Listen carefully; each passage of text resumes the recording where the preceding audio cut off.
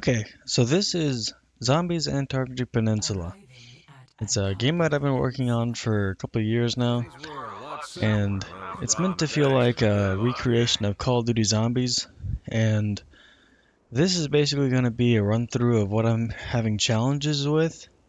I have a whole list of a whole bunch of other assortments of stuff that I'm working on, but right now my goal is to just release version 1.0 and just be able to say that it's playable. For now, I just want to be able to Let's fix show 'em the what we got. doors and let me check my notes. Um, I need to get the doors done. I need to add data compression for the doors and optimize the zones so that all zones don't spawn in all at once. So like say if the player's in zone 1, because there's 3 different map zones you can play in, just like in typical control maps. Um, So if all 3 zones are loaded in at once, it just causes too much stuff to be loaded in. So I figured I would optimize it. Um, I need to make sure all playing elements work. That's more nitpicky, kind of like small things. Um, and get all the zombies in the correct order too.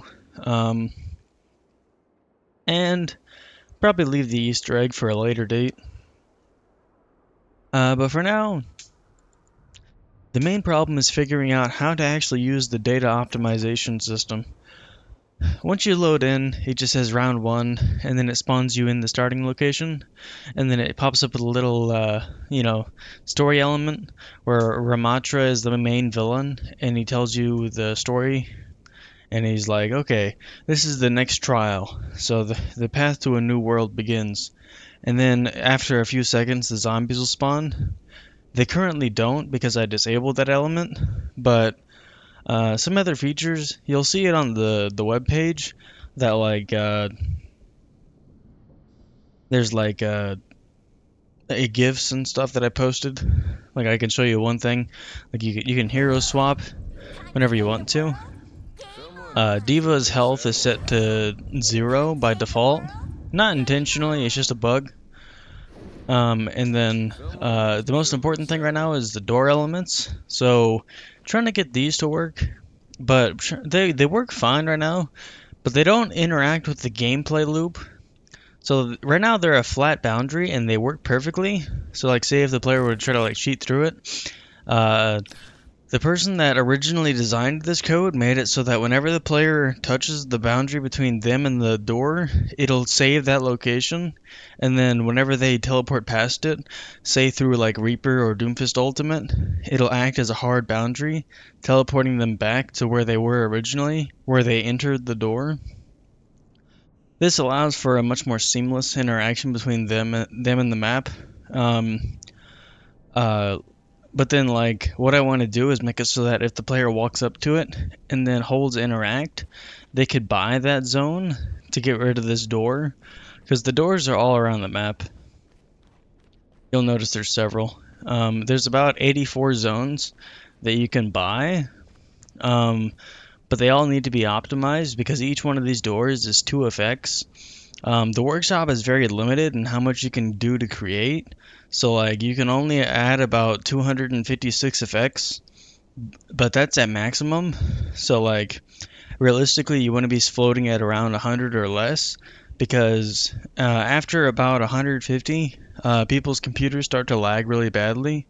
And right now I'm getting about 45 FPS, but uh, ideally you want to be getting around 80% or 90% of what they typically get. So like typically I get like 100 FPS. So I'm losing like over half of my FPS out of this situation.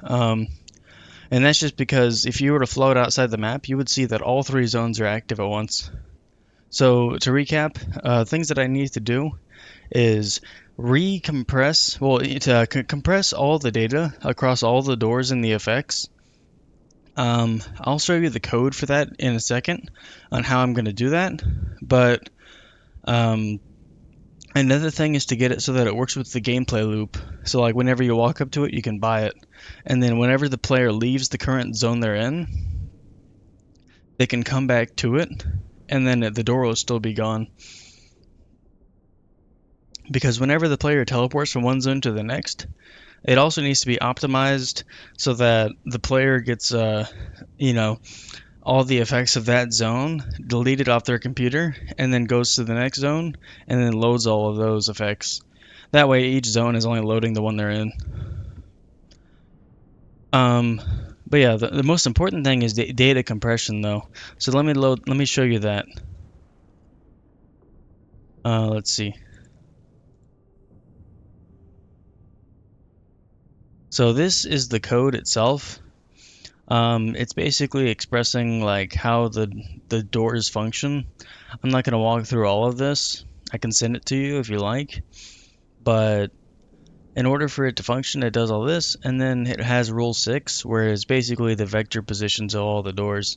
So these are the door positions, and then this is the direction, and this is the first position, second position, and then first position second, and second position second. So it's basically drawing a square with a center and a direction, I believe. So it has 6 sets of vectors, and it requires a hell of a lot of elements. And if I were to go back to Overwatch, I can show you what that means. So if we go here, we go to Workshop. There's a thing called elements, where basically it's how many elements, how much storage you have left. So the Workshop only has the capability of storing 32,768 elements, and it's kind of arbitrary because that's where data compression comes in. It's like, sure, you can only store so many elements, but you can store so much more stuff if you compress it. So you can take all these vectors that are shown in this text file and then throw it into a string, and that's where that other text file that I sent you shows data compression. So what I want to do is write a string that annotates all figures of a square so that it can be expressed within like one sentence almost, within like 10 or 12 characters. But let's see. Let me pull up my data compression.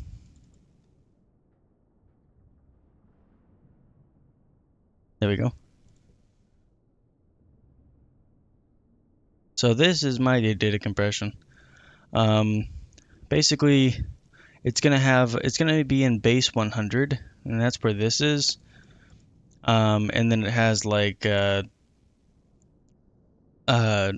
it has numbers, which is the base 100, and then the comma director, comma positions, the boolean, the decimal director, and the decimal positions. It gets into a lot of detailed shit that I'm trying to make for it. I probably won't try to explain it all in this one video off the top of my head, but basically what it does is it uses call it 12 characters, like right here, for instance. Like, here's the first one. So the director will basically express, here's where you put all the commas, and then for the rest of it, here's all the data.